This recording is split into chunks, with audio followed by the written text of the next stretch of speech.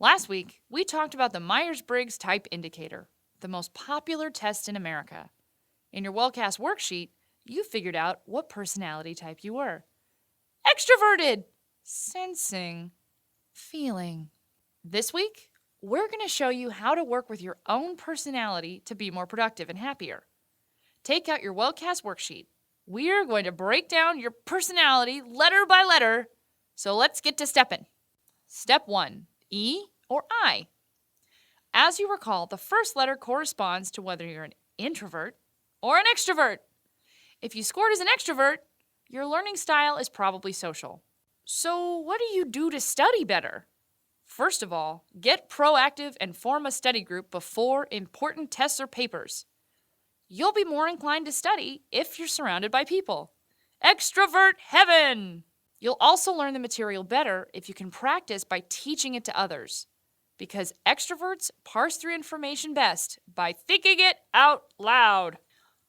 Don't worry, introverts. We haven't forgotten about you. In your case, encourage your analytical side to come out. You'll be more interested in what you're studying and do better in the long run. Use forms of note-taking that allow you to stretch your legs. Intellectually speaking, of course. Go over your class notes and make information webs, where you draw out your notes, showing the relationships between different ideas. Step 2. S or N. The second letter stands for sensing or intuition. Remember, sensors are detail and fact-oriented, whereas intuitive people see the bigger picture. If you're a classic S, you learn best when material is organized into simple, easy-to-follow structures. One of these structures is the conclusion evidence method, explained in our note-taking episode. This studying technique will help you organize your thoughts into a series of questions, facts, and evidence for these facts. Now, if you're an I for intuition, you're probably more analytically minded. You're less interested in the what and more interested in the why. In this case, try a method suggested by our viewer, Nakila55. Cornell note-taking. This is a good way to start formulating questions about the material as you're learning it. On the right, write down the facts and information that you're learning from a lecture. On the left, start writing down questions you have about the material. But who actually framed Roger Rabbit and why? Step 3, F or T. Feeling or thinking. Do you weigh the facts objectively or go with your gut? Whether you're a thinker or a feeler will affect how you interact with your classmates. So this is especially important if you're put into any group projects. Feelers, Georgia State University's education program has these suggestions. One of your positive traits as a feeler is the capacity to be a peacekeeper and great leader.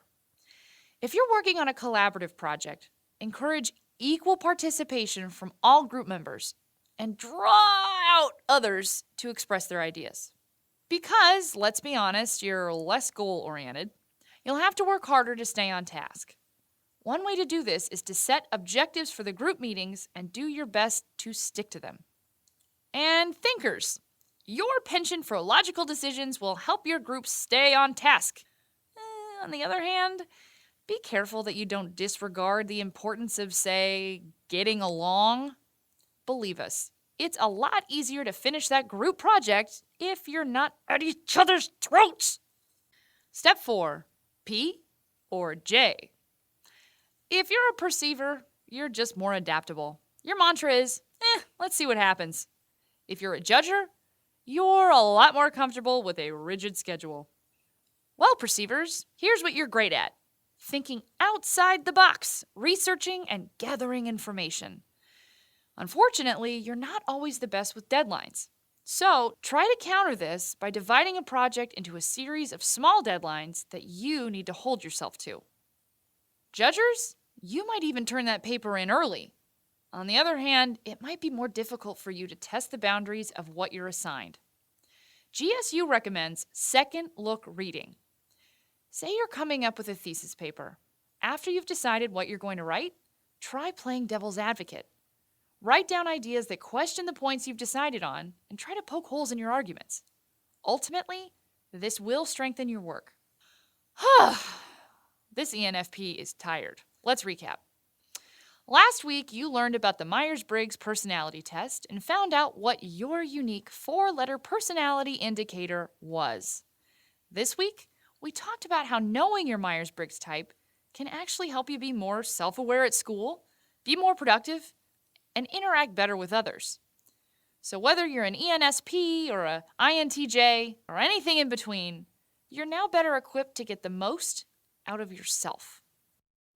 Tweet us at WatchWellCast, email us at watchwellcast@gmail.com, or leave a comment down below. We'll see you next time.